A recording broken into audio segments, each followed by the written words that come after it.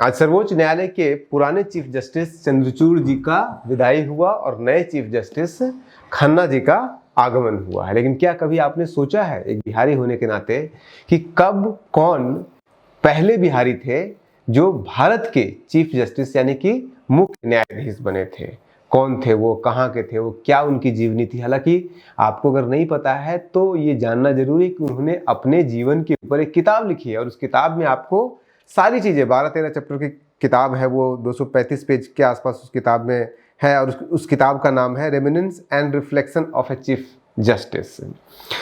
इस किताब को चलिए आप नहीं पढ़ पाएंगे तो आज हम आपको 10-12 मिनट में उनके जीवन के बारे में, उस किताब से जो भी कुछ निकल पाया है इंटरेस्टिंग चीज़ें, वो हम आपको बताएंगे। देखिए, आप कब उनका जन्म हुआ, कब उन्होंने पढ़ाई किया, पटना यूनिवर्सिटी गए, LLB किया, BA किया, MA किया, हिस्ट्री पढ़ा, कब वो किस जगह पे चीफ जस्टिस बने, कहाँ पे लॉयर बने, कहाँ पे क्या बने, ये सब कुछ आपको विकिपीडिया से लेकर के कहीं पे भी आपको मिल जाएगा। लेकिन हम आपको आज न्यूज हंटर पे उन चीज़ों के बारे में ज़्यादा बताएंगे जो उनकी किताब में लिखा हुआ है, क्योंकि हो सकता है कि आप किताब पढ़ने की उतनी जहमत ना उठाएं, तो हम आपको वो आसान कर देते हैं कि आपको प्रेरित करते हैं कि उस किताब को आप पढ़िए। बहुत अच्छी किताब है। एक चीफ जस्टिस को अगर आपको समझना है कि कैसे चीफ जस्टिस पूरा सुप्रीम कोर्ट काम करता है, उसके साथ साथ उस दौर के नेताओं का बारे में भी इसमें कमेंट है। इनका राजेंद्र प्रसाद जी के साथ बहुत अच्छा रिश्ता था, तो उस दौर के बारे में भी आपको राजनीति के बारे में पता चलेगा। जो कोर्ट के अंदर जो पॉलिटिक्स क्या होती है, कैसे पॉलिटिक्स होती है, कैसे इनको दरकिनार किया गया था, ये सब कुछ उसमें आपको मिलेगा। फिर उनके व्यक्तिगत जीवन वगैरह के बारे में सब कुछ मिलेगा। उनका आज के डेट में कन्हैया के साथ बहुत अच्छा रिश्ता है। उस दौर में नेहरू और राजेंद्र प्रसाद के बीच क्या प्रॉब्लम था उसके बारे में, क्योंकि राजेंद्र प्रसाद से अच्छे रिश्ते थे। कन्हैया के साथ आज के दौर में कैसे एक गहरा रिश्ता जुड़ा हुआ है। आज कन्हैया बचा हुआ है या कन्हैया फंसा है, तो इनके कारण से फंसा है, और बचा हुआ भी इन्हीं के कारण है। कैसे, वो सब कुछ आपको हम बताएंगे।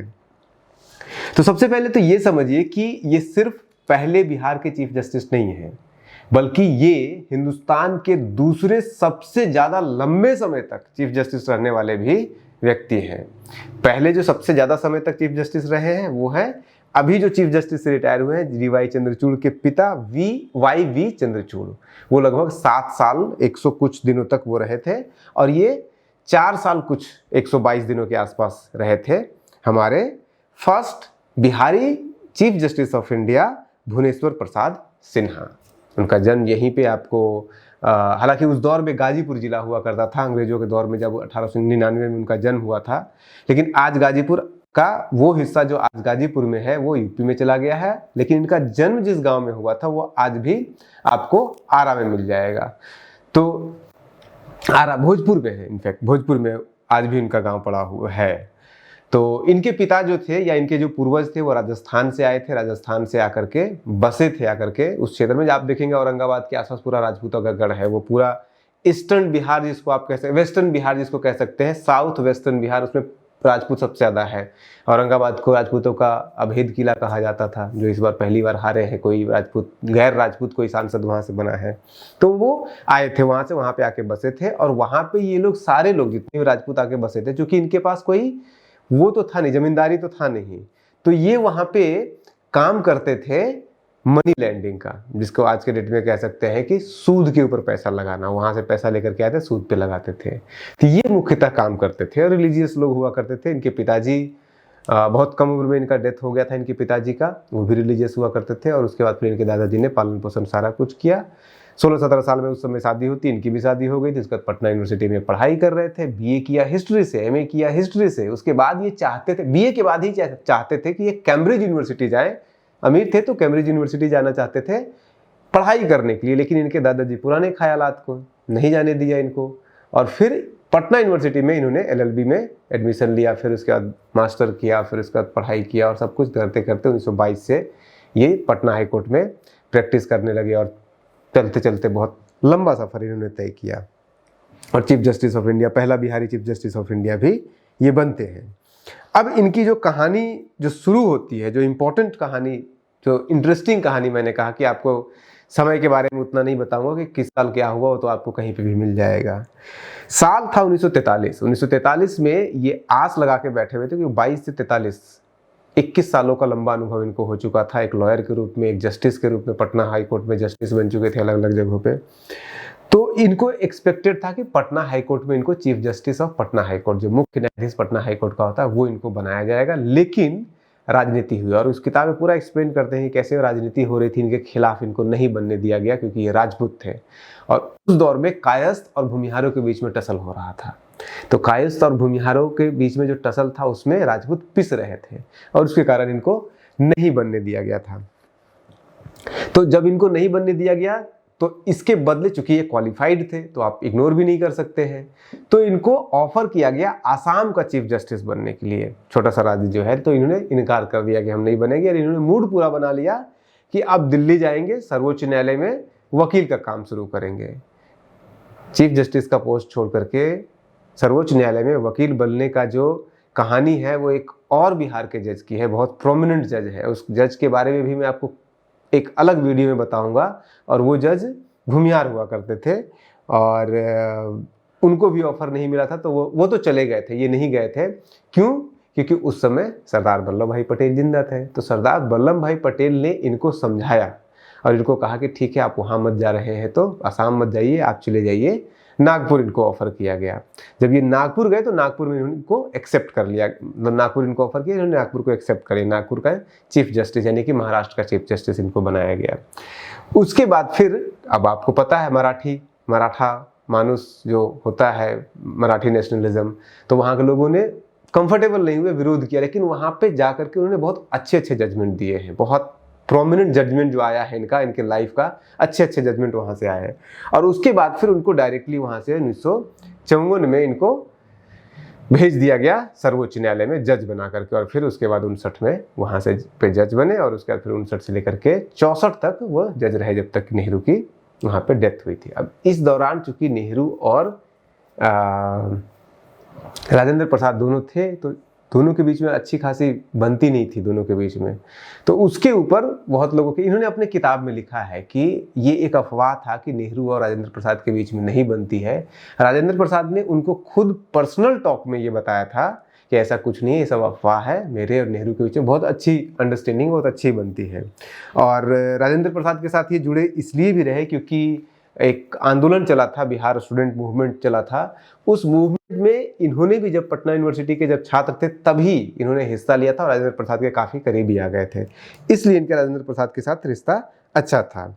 यानी कि जब ये 59 से लेकर के डेट में बताना नहीं चाहता, लेकिन फिर भी अगर आप जानना चाहते हैं तो 1 फरवरी 1959 से लेकर के 31 जनवरी 1964 तक ये रहे, यानी कि टोटल 4 साल 122 दिन। और जस्टिस डी वाई चंद्रचूड़ के जो पिता थे वो 7 साल 139 दिन, ये दो मेन है वो। इसके बाद फिर बाकी 4 साल कोई और नहीं रहा है, 3 साल से कम ही रहे हैं। और इम्पोर्टेंट ये नहीं कितना साल रहे, इम्पोर्टेंट ये भी है कि किस तरह का जजमेंट दिया गया। डी वाई चंद्रचूड़ को याद किया जा रहा है बहुत सारे इंपॉर्टेंट जजमेंट देने के लिए, चाहे वो फार्म लॉ हो या फिर जो चंडीगढ़ में इलेक्शन हुआ, वो सब एक बहुत बोल्ड डिसीजन के लिए। तो इनके टाइम पे बहुत सारे जजमेंट दिए गए, अच्छे से जजमेंट दिए गए।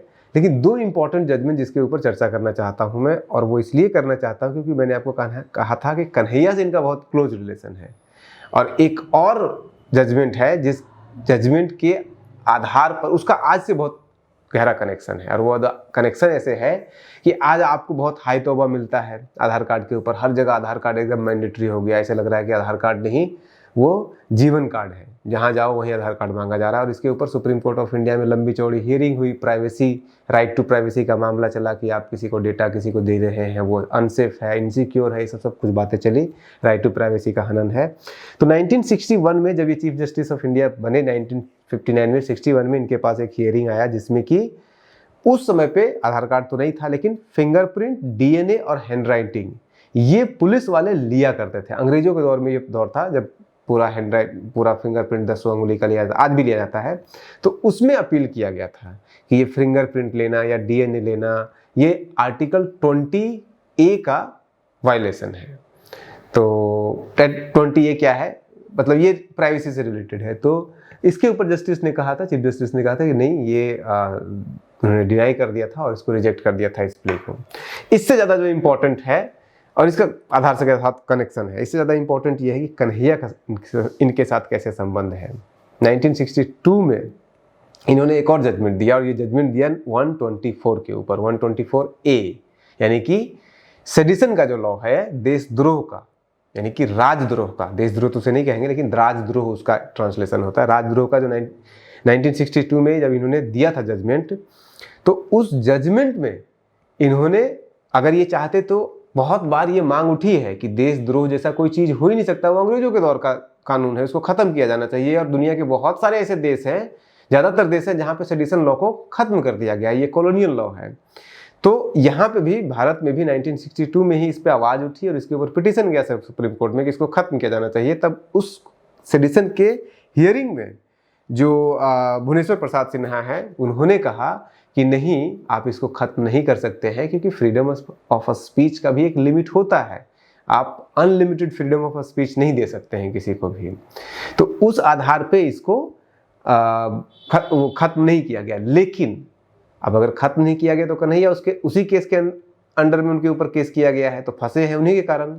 लेकिन इनके कारण ही कन्हैया बचे भी है, क्योंकि उस जजमेंट में उन्होंने ये भी कहा कि अगर कोई व्यक्ति सिर्फ कोई नारा लगाता है, या कोई भी अगर आप किसी तरह का सरकार का आलोचना कर रहे हैं, देश की किसी नीति का आलोचना कर रहे हैं, तो वो सेडिशन नहीं होगा।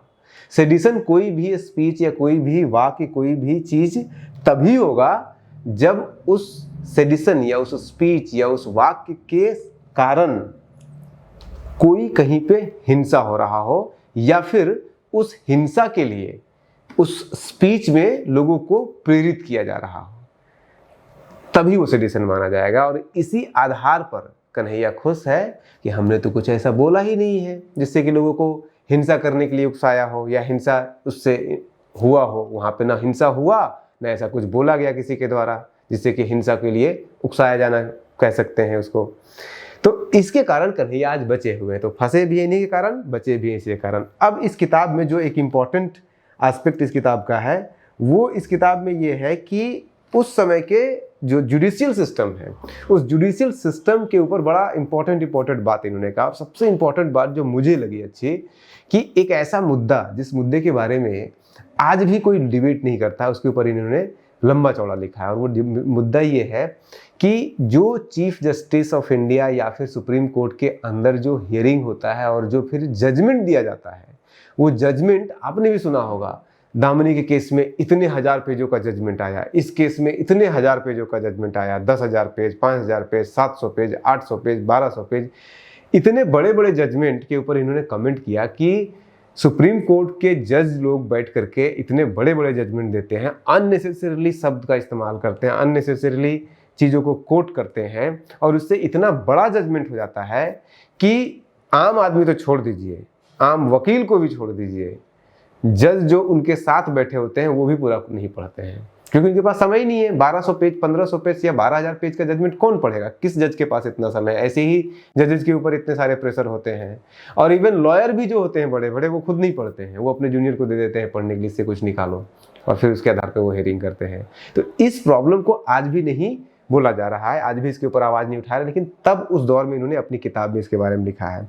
इसके बाद अपने टाइम, क्योंकि 10 साल तक सुप्रीम कोर्ट के चीफ जस्टिस सुप्रीम कोर्ट में रहे थे, कुछ साल जज के रूप में, फिर 4 साल चीफ जस्टिस के रूप में, तो लंबा समय इन्होंने गुजारा था अलग अलग चीफ जस्टिस के साथ। तो जिनके साथ भी इन्होंने समय गुजारा था उस पर इन्होंने कमेंट किया है अलग अलग चीफ जस्टिस के बारे में, क्या किनका स्टाइल है था काम करने का। जैसे कि वो जस्टिस मुखर्जी के बारे में लिखते हैं कि जो जस्टिस मुखर्जी थे वो बहुत ही दयालु थे।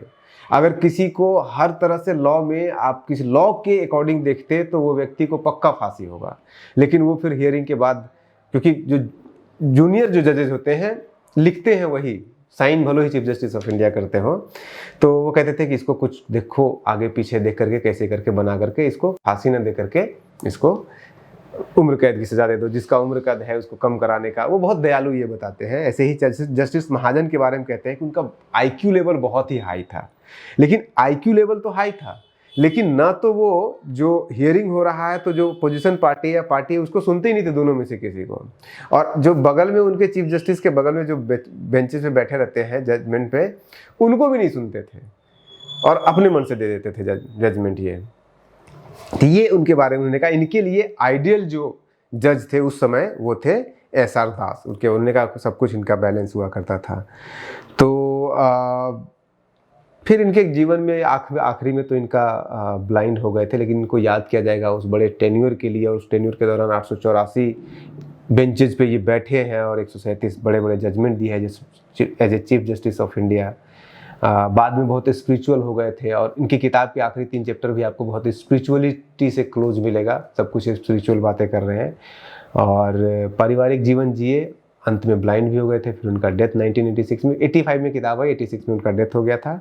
उनके बेटे भी पटना हाईकोर्ट के जज बने हैं। उनके बेटे का नाम था रामेश्वर प्रसाद सिंह, वो पटना हाईकोर्ट के जज बने हैं। और फिर उनके पोते भी पटना हाईकोर्ट में जज बने हैं और फिर सुप्रीम कोर्ट ऑफ इंडिया में भी जज बने हैं। चीफ जस्टिस नहीं बने पटना हाईकोर्ट में इनके पोते, लेकिन इनके बेटे चीफ जस्टिस ऑफ वो बने थे। तो ऐसे ही आपको, जैसे मैंने कहा कि एक और चीफ जस्टिस के बारे में आपको कहानी सुनाऊंगा, जिनके बेटे भी, ये जो पिता और बाप के बीच में जो कनेक्शन होता है ना, कि बाप के बाद बेटा बन जाता है चीफ जस्टिस, वैसे बहुत सारे, खासकर जुडिशियरी के उसमें देखेंगे, हर किसी का बाप, हर किसी का बेटा जो होता है या तो चीफ जस्टिस बनेगा, जब से जस्टिस बनेगा, वकील बनेगा, उसी लाइन में ही रहेगा। और बहुत लंबे, DY चंद्रचूड़ के पिता चीफ जस्टिस वो भी थे। ऐसे बहुत सारे एग्जाम्पल मिल जाएंगे, ये हो गए चाहे फिर और भी हो गए। फिलहाल जुडिशियल जो 3 इंपॉर्टेंट नाम है उसमें से एक मैंने आपको दे दिया बिहार से रिलेटेड, दूसरा चीफ जस्टिस ऑफ इंडिया के बारे में भी आपको एक अलग वीडियो में बताएंगे, और एक और चीफ जस्टिस ऑफ इंडिया बनते बनते रह गए थे अपने प्रोटेस्ट के कारण, उन्होंने नौकरी छोड़ दी थी, उनके बारे में बताएंगे। आप बने रहिए न्यूज हंटर के साथ, क्योंकि बने तो रहना पड़ेगा, ये सब कुछ जानना है तो। नमस्कार।